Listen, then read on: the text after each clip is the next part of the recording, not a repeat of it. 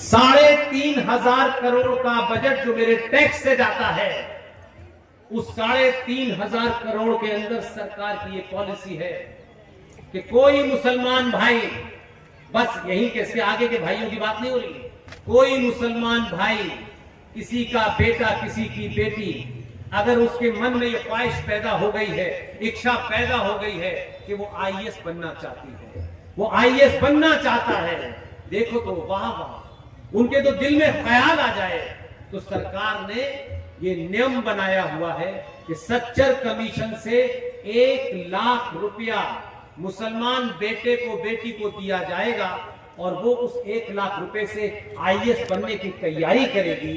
तो क्या इस देश में सारे ब्राह्मण करोड़पति पैदा हुए हैं? अगर ये देश बराबर है तो दलित का बेटा, ब्राह्मण का बेटा, ठाकुर का बेटा, ईसाई का, पारसी का, जैन का, बौद्ध का, जिसका भी बेटा गरीब है और वो आईएएस बनना चाहता है तो पैसे उसको भी 1 लाख मिलने चाहिए। फिर ये सरकार डिस्क्रिमिनेशन कैसे करती है? लेकिन आपकी चुप्पी है, आपको इंटरेस्ट ही नहीं है। मैंने कहा आपकी सुई अटक गई है। कोई आपको चावल, कोई दाल, कोई चादर, कोई तकिया, जन्ने क्या क्या आपको बोली लगा रहे हैं। हमारा जमीर जग नहीं रहा है कि कौन हमें खरीद रहा है। जो पूरे 5-10 साल तक भिखारी थे, लुटेरे थे, वो आपको खरीद रहे हैं और आप बिक रहे हैं। इसलिए सबसे बड़ा झूठ उसको बोल करके अपनी बात समाप्त करता हूं। 15 अगस्त 1947 को देश आजाद हुआ है, ये सबसे बड़ा झूठ है। दुनिया के किसी डॉक्यूमेंट में नहीं लिखा, लेकिन हमारे यहां तो कबूतर उड़ा दिए गए फूल वाले चचा ने और आजादी मिल गई। 15 अगस्त 1947 record papers are available in the British archive. उस समय क्लेमेंट एटली वहां के प्रधानमंत्री थे। 15 अगस्त 1947 की कैबिनेट की मीटिंग में वो क्या लिखते हैं? ये जो दुर्गति हमारी हो रही है वो इसलिए नहीं हो रही, इसलिए कि हमको सुनी सुनाई बातों को आगे बढ़ाने का शौक है। इस समय आप पूछना शुरू कर दिया है तो सब अलर्ट हो गए।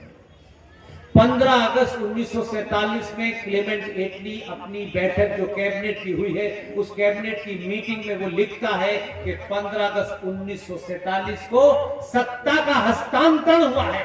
It's a transfer of power, it's not a freedom of India. जैसा था वैसे ही आ गया। जिस संविधान की बड़ी चर्चा हो रही है उसमें छोटे छोटे काम बदलने के लिए इस देश में हंगामा उठाया जा रहा है। ये गवर्नमेंट ऑफ इंडिया एक्ट 1935 की फोटोकॉपी था, जिसमें पिछले 40 सालों में स्वार्थी दलों ने अपने हिसाब से बंधन किया है। उसमें देश के बारे में कोई बात ही नहीं है।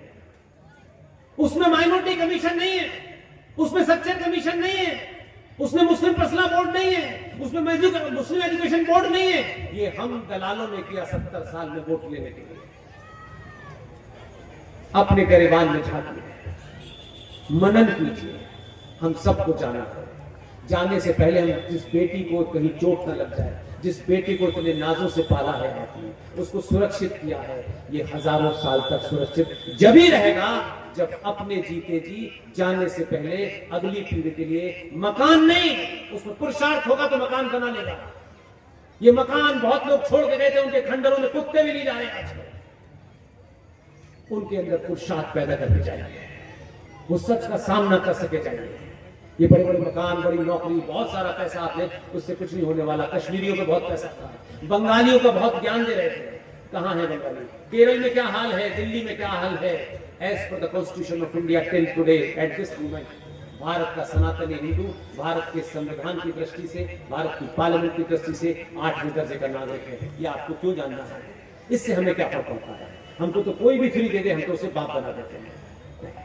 All practical purposes India is Islamic state. आपको आज कैसे पता चला? वैसे तो आपको सगे भाई ने 2 गज जमीन ज्यादा ले ले तो आप मर्डर कर देते हैं, खानदानों में दुश्मनी चलती रहती है। लेकिन कैसे लोग हो, भारत माता की जय, भारत माता की जय लगाते हो। भारत माता कोई दुकान नहीं है, भारत माता ये धरती है। तुमने इस धरती के बारे में, सगे भाइयों में झगड़ा हो रहा है, सालों सालों झगड़ा हो रहा है, गले काटे जा रहे हैं। लेकिन अगर ईमानदार होते, अगर यहाँ बेईमानी नहीं होती तो आपको ये बात आज नहीं सुनाई देती। 20-15 साल से बात वक्त मेरा दिमाग खराब हो गया। मुझ में जो कर सकता हूं वही कर। आपको नहीं पता चल रहा? अब आपको मालूम है क्या एक नया हुआ, मोदी को कल कर देना चाहिए, मोदी को ये कर देना चाहिए, मोदी को क्या कर देना चाहिए, ये कौन बता रहे हैं? जरा सोचो तो कि हम कौन है भाई, कौन बता रहा है? इसी देश की भूमि में आपकी अपनी जातिगत सामाजिक स्वार्थ, मैं, मेरा परिवार, मेरा घर, बस इससे ज्यादा आपने, और कहते हैं हम पूरे विश्व ब्रह्मांड के हैं, आप नहीं है। आप 2 बाई 2 गज के मकान की रक्षा में लगे रहे और आपने इसी देश में ऐसे लोगों को पलने दिया कि भारत की भूमि पर जो सबसे बड़ा कब्जा है, जो लीगल कब्जा है, वो रेलवे के पास है। दूसरे नंबर पर डिफेंस के पास है। तीसरे नंबर पर किसके पास है? वक्फ बोर्ड कब से सुना मेरे चाचा, है ना? वक्फ का मतलब भी नहीं पता होगा। मैंने वही कहा, ज्ञान का ज्ञान लोग बांट रहे हैं, लेकिन पता नहीं कब पता चला वक्फ बोर्ड, जब 15 साल से बोल रहे थे तब समझ नहीं आया। अब पता चलते हिंदू क्या कहते हैं, मोदी को इसको खत्म कर देना चाहिए। आप 2 रुपए किलो चावल देखेंगे, वो उसको 242 पर रोक दोगे आप, है? क्योंकि आपको चावल सस्ते नहीं मिले, किसी को आटा नहीं मिला, किसी को ये नहीं मिला, किसी को वो नहीं मिला, और राष्ट्र भी बनाते हैं। वक्फ बोर्ड के पास तीसरे नंबर की जमीन है, और गलतफहमी दिमाग से निकाल दीजिएगा, वक्फ बोर्ड एक सेपरेट बॉडी है, और भाईजान 22 करोड़ दूसरी जमीन पर रहते हैं। आप 5वें नंबर पर हैं। जोर से करो, भारत माता की जय हो जाएगी। भारत माता जिसे कहते हो, इसको बचाने के लिए कब लड़े? सगे भाइयों में गर्दन कट गई, इसको बचाने के लिए पागलों से आपने कभी कोशिश नहीं की, और नहीं भी बचा पाते तो आप जग जग बताते ना कि इस जमीन के साथ ये हो गया है, देखो ये कानून बन गया है, इस सरकार का पहला एजेंडा ये डालो तो ये कानून वापस ले। लेकिन नहीं, ये कहां है? बजट में कितना कम किया, कितना नहीं किया, इस बीमारी से ग्रस्त है। इसलिए अपने मुद्दों को पहचानिए। समय मैंने आपको साफ साफ कह रहा हूं, पूरी दुनिया में जाकर किसी से पूछ लीजिएगा, कोई इसमें कॉमा फुल स्टॉप दूर नहीं करेगा। जाके किताब पढ़ लीजिएगा, संविधान पढ़ने वाले हैं बहुत सारे वकील साहब हैं, रोज कहानी बताते हैं। ये देश एक इस्लामिक राष्ट्र बन चुका है, आप जानना नहीं चाहते। और इस देश की जुडिशरी का आलम यह है कि एक राज्य है उत्तराखंड, जिसे आप देवभूमि कहते हैं। आप शब्द तो ऐसे चुन के लाते हो, लगता है जान निकाल दो उसके लिए। देवभूमि, उस देवभूमि में एक जगह है,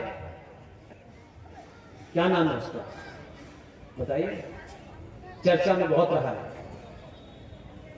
एक जगह है, नहीं कैसे छोटा, एक शहर है, मैं बता दूंगा, मैं स्लिप कर लेता हूं। वहां एक रेलवे की जमीन है, और उस रेलवे की जमीन के ऊपर 50,000 इल्लीगल मुसलमानों का कब्जा है। इल्लीगल। अब जिसके पीछे आपको लगता है ना कि ये जो इंस्टीट्यूशन है, ये पुलिस, ये जुडिशरी, ये आपको लगता है, उस रेलवे की जमीन पे 50,000 लोग इल्लीगल रहते हैं। और उस मामले को उठाया जस्टिस मिश्रा जी और जस्टिस राय ने, इतना बड़ा फैसला दिया। लेकिन सनातन समाज को न जानना है, न चर्चा करनी है, बस एक चवन्नी की दुकान खोलो, 2-4 चंदा लो, शाम पूरी हो गई, खत्म, भारत माता की जय, बस हमें यही करना है। अरे बिना कुछ कहे 4 लोगों को सच बता दोगे, इससे बड़ी सेवा नहीं होगी।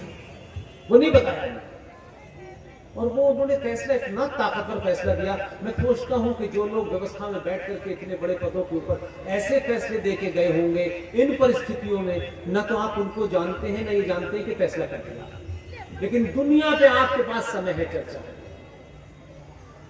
हजारों घंटों बहस करा लीजिए आपके पास। मिश्रा जी ने और राय साहब ने एक फैसला दिया है।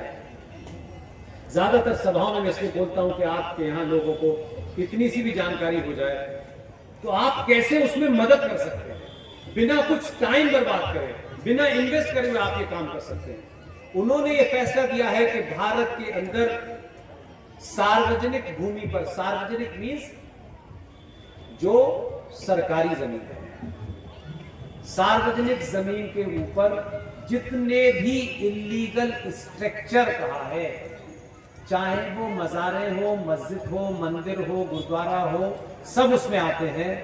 उनका ये फैसला इतना बड़ा है कि सनातनी हिंदू को नहीं पता, क्योंकि उसको जानना ही नहीं है। मैं कह रहा हूं पहले जान कर लो, फिर आगे बात करना मेरे भाई। उस फैसले में कहा गया है कि हर राज्य सरकार की ये जिम्मेदारी है कि अपने इलाके में जितने भी ऐसे इलीगल स्ट्रक्चर हैं उनको तत्कालिक तौर पे डिमोलिश करें, और डिमोलिश करने के बाद राज्य सरकार अपने राज्य के हाई कोर्ट में एफिडेविट जमा करे।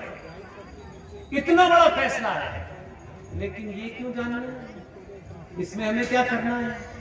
मैं सिर्फ एक राय दे सकता हूं, मेरे पास और कुछ नहीं। जो लोग शहर में रिटायर हो गए हैं, जो ये समझते हैं कि अब कोई काम नहीं है, उनको एक छोटा सा काम बताओ, बिना इन्वेस्टमेंट का काम बताओ। अपने शहर के 10-12 वो बुजुर्ग जिनको घर वाले चाहते हैं ज्यादा देर बाहर ही रहे, उन बुजुर्गों को मैं काम दे रहा हूं।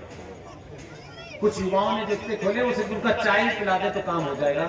आप एक मेमोरेंडम बनाइए, अपने शहर में ये जो पीर बाबा हाईवे पे मरते हैं इनकी फोटो लीजिए, और ये गली में मरते हैं, ये बड़े सेलेक्टिव हैं, ये रेलवे स्टेशन में मरेंगे, ये एयरपोर्ट पे मरेंगे।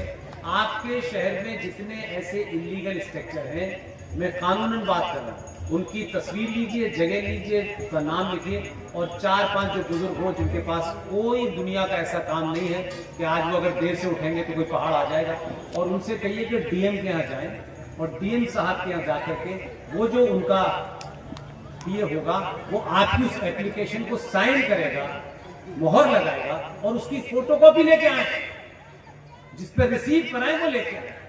5 बार ऐसा करना है, 5 बार करेंगे। 5 बार करने के बाद मालूम है क्या होगा? 5 बार के बाद वो कागज कुछ नहीं करना। जैसे ही आपने इन्फॉर्म किया, वो जो डीएम साहब जो अपने समझ रहे हैं कि नहीं खुर्रम खां, उनको पता नहीं है यहां से अंग्रेज चले गए, कंटेम्प्ट ऑफ कोर्ट में नौकरी चली जाएगी। एक की जाएगी, देश की व्यवस्था समझ में आ जाएगा कि ये सरकार ने, ये भारत की सुप्रीम कोर्ट का फैसला है कि ये निश्चित करे राज्य सरकार कि कहां इलीगल स्ट्रक्चर सार्वजनिक जगह बने हैं, उनको डिमोलिश करके वो वहां दे। और अगर ये नहीं कर रही है, क्योंकि उसकी जिम्मेदारी डीएम की है, किसी और की नहीं। इतना भी कर लोगे ना तो कुछ लोग मजारे घर ले जाएंगे अपने उठा। ये जो अभी जो किस्सा हुआ है, जो आपको पता नहीं, आप समझ रहे हैं कि इस देश में यकायक मोहम्मद के प्रति लोगों में प्यार पैदा हो गया, उनको प्यार है, उनके प्यार को मुझे कोई सवाल नहीं है, लेकिन ये बरेली में क्यों हुआ ये समझने की जरूरत है। या आप नहीं समझेंगे क्योंकि उर्दू आपने पढ़ी नहीं है, भाईजान के साथ रहे नहीं है, हमको अल्लाह मियां ने ऐसी जगह पैदा किया कि हम इसके अलावा कुछ और पढ़े नहीं। ये इसलिए हुआ है कि पूरी दुनिया में इस्लाम सिर्फ एक ही है।